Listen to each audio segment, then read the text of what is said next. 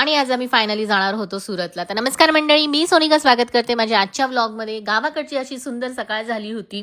खूप धुकं पडलेलं होतं, गारवाही खूप होता. त्यामुळे पहिले गरम गरम चहा घेतला आणि त्यानंतर घरातली कामे उरकून माझ्या छोट्या सासऱ्यांच्या घरी मला चहा आणि नाश्त्यासाठी बोलवले होते. ही माझी जाव काजल, जी एका स्कूलमध्ये ॲज अ टीचर म्हणून जॉब करते. तिने पुणेरी स्टाईलचे पोहे आणि चहा आमच्यासाठी बनवला होता.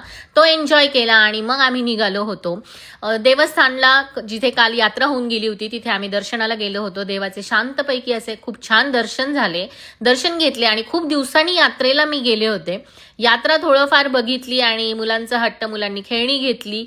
त्यानंतर घरी आलो आणि घरी आल्यावर आम्ही तयार झालो होतो भूमिपूजनाच्या कार्यक्रमासाठी. मी आणि माझ्या सासूबाई जाव आम्ही मस्तपैकी अशा टकाटक रेडी होऊन निघालो होतो आमच्या जागेवर. ही आमची जागा जिथे आता आम्ही घराचं काम चालू करणार आहे. ही आमची सगळी फॅमिली, आम्ही मस्तपैकी पूजा झाली, सर्व विधिवत पूजा झाली आणि घरी आलो आणि आम्ही लगेच सुरतला जाण्यासाठी निघालो होतो. ऑलरेडी खूप उशीर झालेला होता आम्हाला निघायला, कारण तिथून आम्हाला जवळपास 7 ते 8 तासाचं रनिंग आहे. नंतर गावात सर्वांना भेटून वगैरे आम्ही फायनली लागलो होतो सुरतच्या रस्त्याला. आणि सुरतला लागलो. मुला थोडेसे नाराज होते, कारण जवळपास 15 दिवस आम्ही सुट्टी एन्जॉय केली होती आणि जेव्हा फायनल सापुतारा आलं तेव्हा सुरतमध्ये आल्यासारखं वाटलं. आम्ही येताना हे व्हिडिओ मी मुद्दामून काढलाय. हे हॉटेल आहे सुरतच्या अलीकडेच आहे. खूप छान हॉटेल आहे.